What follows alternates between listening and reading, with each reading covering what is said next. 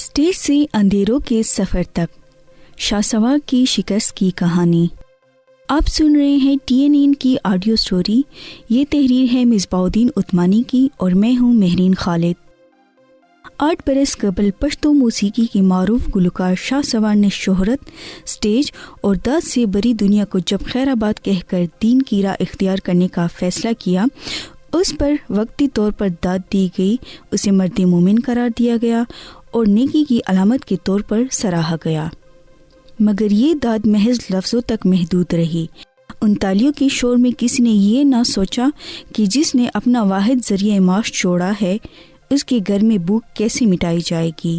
شاہ سوار کا موسیقی ترک کرنا اس کا ذاتی فیصلہ تھا، مگر اس کے بعد معاشرے کا رویہ سرد مہری، تحقیر اور بے حسی آہستہ آہستہ اس کے ذہن اور اعصاب کو تباہ کرنے لگا۔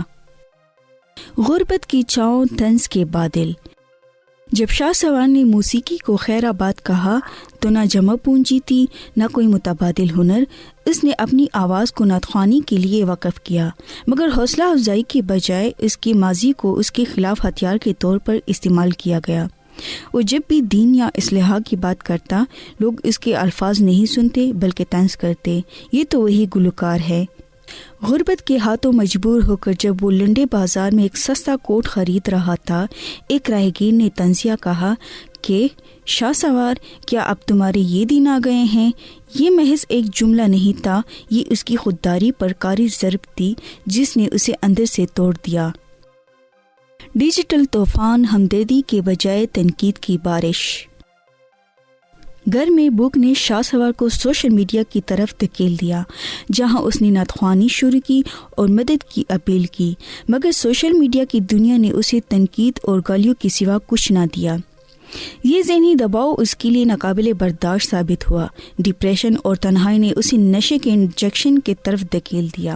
وہ شخص جو معاشرے کی اصلاح کا خواہاں تھا، اسی معاشرے کے رویوں کی وجہ سے خود ایک ذہنی مریض بن گیا۔ جب ہر لمحہ زخم بن جائے۔ غربت، نشہ اور مسلسل تذلیل نے شاہ سوار کے اعصاب مفلوج کر دیے۔ اس نے گھر میں توڑ پھوڑ شروع کر دی اور اپنے پیاروں کے لیے خطرہ بن گیا، حتیٰ کہ اپنی اور اپنے خاندان کی زندگی ختم کرنے کے خیالات نے اسے گھیر لیا۔ اس سے پہلے کہ صورتحال مزید بگڑتے، اہل خانہ نے مجبوراً اسے پولیس کے حوالے کیا، مگر جب علاج کی باری آئی تو گھر والوں کے پاس ان کی علاج کے لیے پیسے موجود نہ تھے۔ آخرکار اسے پشاور کے ایک فلاحی بحالی مرکز منتقل کیا گیا، جہاں وہ آج بکھرے ہوئے لفظوں میں رب اور انسانوں سے معافی مانگ رہا ہے۔ ہمارا معاشرہ شریک جرم ہے۔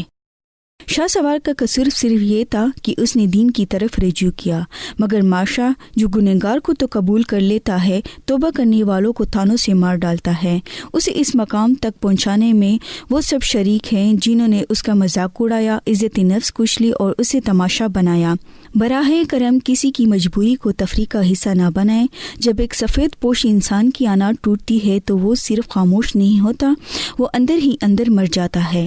شاہ سوار کو اس وقت تنقید یا نصیحت نہیں بلکہ علاج، ہمدردی اور انسانی سہارا درکار ہے، اور یہ سہارا ہم سب کی اجتماعی ذمہ داری ہے۔